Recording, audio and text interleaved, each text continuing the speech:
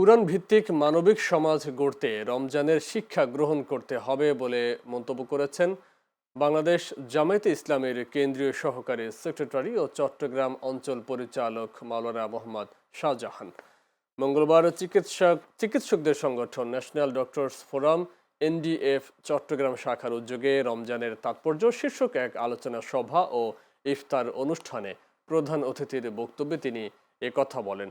NDF কেন্দ্রীয় কমিটির সহসভাপতি ডাক্তার এ.কে.এম. ফজলুল হকের সভাপতিত্বে সভায় প্রধান আলোচক ছিলেন চট্টগ্রাম বিশ্ববিদ্যালয়ের আরবি বিভাগের সাবেক চেয়ারম্যান অধ্যাপক ডক্টর আ.ক.ম. আব্দুল কাদের। এ সময় বক্তব্য রাখেন চট্টগ্রাম ১৬ আসনের সংসদ সদস্য মোহাম্মদ জহিরুল ইসলাম, নগর জামায়াতের আমির নজরুল ইসলাম, চট্টগ্রাম মেডিকেল বিশ্ববিদ্যালয়ের সিন্ডিকেট সদস্য ডাক্তার খুরশিদ জামিল চৌধুরী সহ অনেকে।